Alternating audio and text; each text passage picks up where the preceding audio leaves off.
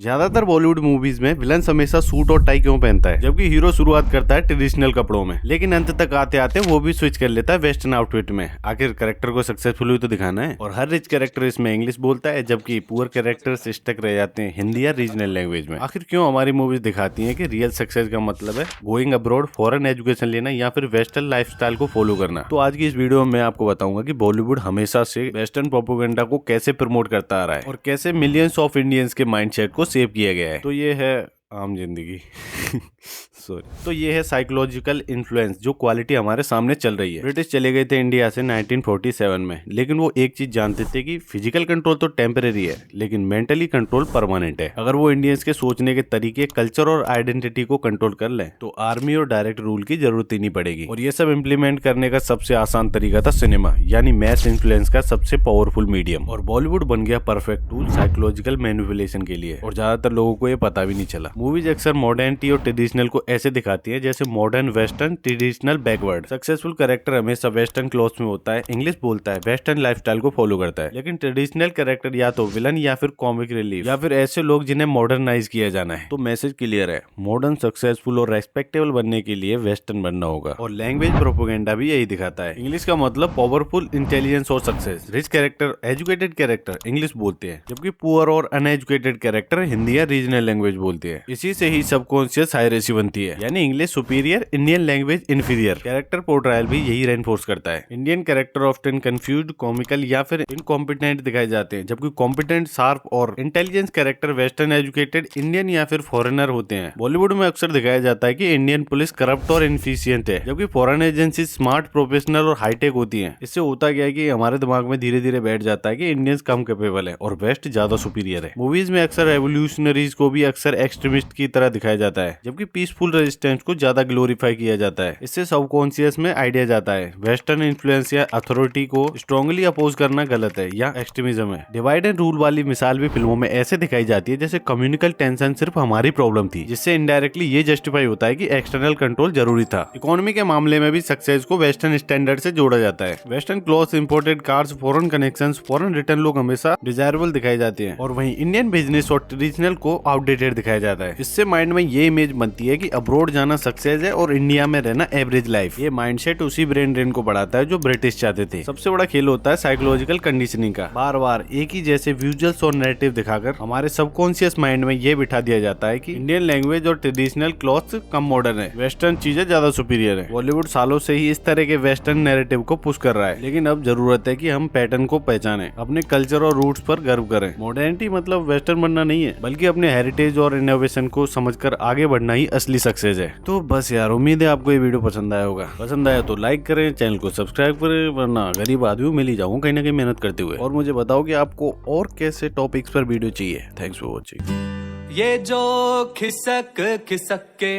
मैं आगे जा रहा हूँ, ये जो फिसल